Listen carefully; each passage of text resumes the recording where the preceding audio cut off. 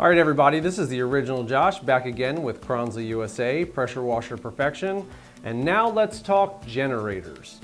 So some of our customers are going to use this out in the field where they don't have a receptacle to plug it into at their business. So in that case, you've selected a generator to power your pressure washer. Now, what size generator did you pick? Hopefully when you calculated out the number of wattage that you needed, you also accounted for the extra inrush current. So we take our volts times our amps to get our wattage, and then we multiply times 3. That gives us about what the amount of wattage that this needs to get started. So your starting wattage, when you select your generator, it's got your running wattage and your starting wattage.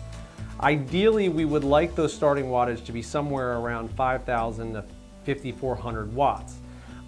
However, a minimum of 4,800 watts is what's recommended for running your Kranzle pressure washer that is a 15 amp pressure washer.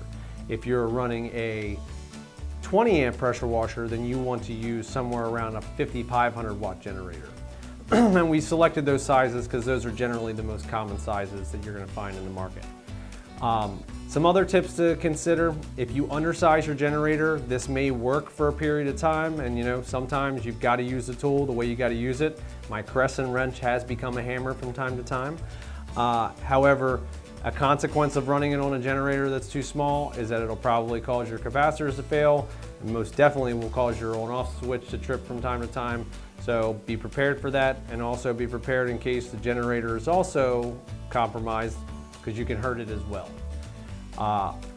The generator that you selected, if it has an eco mode or a energy saving mode that throttles the generator down whenever you aren't using its full capacity, you want to make sure that's turned to the off position, because that's going to interfere with the pressure washer's ability to perform total stop and go off and come back on properly.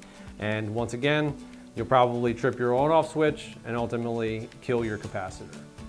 Lastly, and most importantly, remember, the pressure washer runs alone.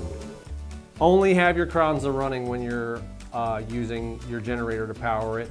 Don't run your other tools. You're going to have to do your buffing, your polishing, your vacuuming, all those other things separately from your pressure washing.